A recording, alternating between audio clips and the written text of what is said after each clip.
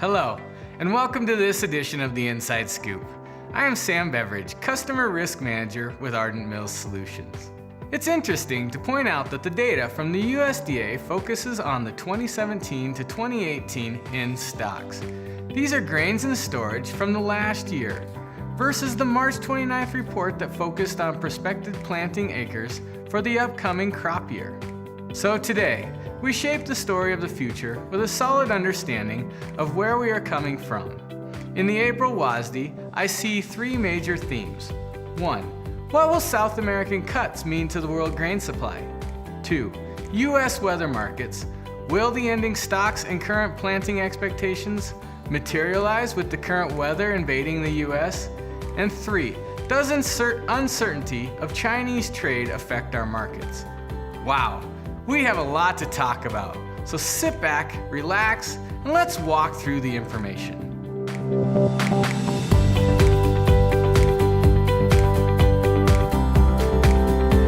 Starting with a focus on wheat. Wheat was shown to increase stocks in the US and globally.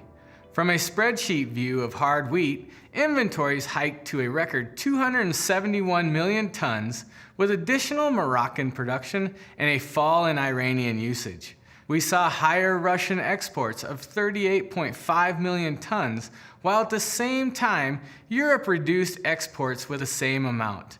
This was a net flat change. In the US, the same story.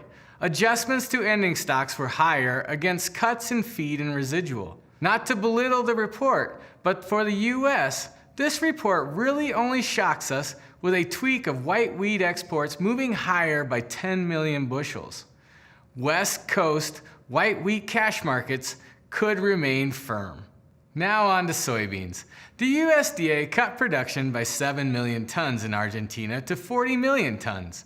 We saw this coming, and now that 7 million has been removed from the supply equation. Also, we saw a small cut to stocks here in the US, contrary to expectations versus the March numbers. So, we have an overall reduction in soybean supply. However, the market needs beans and meal, which we can see in US exports of beans moving to Argentina. Add to that potentially strong nearby exports to China before the potential of a 25% additional tariff takes hold.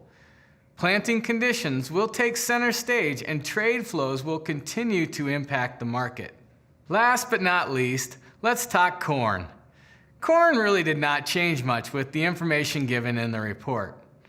In the United States, ending stocks increased 55 million bushels, while also taking feeding down 50 million bushels to really give us a net flat change from last month to 2.18 billion bushels. So you may ask, what's next? The USDA brought increases in corn ending stocks and lower bean stocks. While corn will provide us a small buffer, the market would like to see the US plant 89 million acres of soybeans.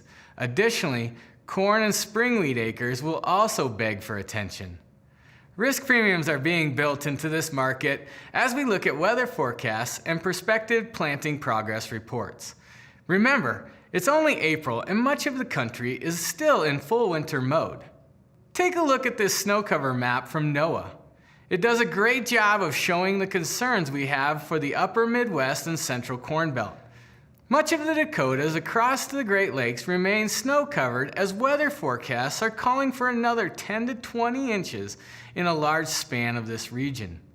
Farmers ask, when will winter end? And when it does, when can we plant?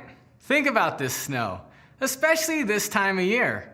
It will not be the light fluffy stuff, but expect a wet, heavy snow followed by flooding. Years like these that have a wet spring and a late plant really lend their hand to a reduction in planted acres with prevented planting payments going to the farmer from the federal crop insurance. The balance sheet starts to look vastly different if we lose acreage, especially in spring wheat. For example, the USDA is estimating 12.1 million acres to be planted. If we lose 1 million of those acres based on the snow and cold, that is 40 to 50 million bushels of production depending on what yield you plug in.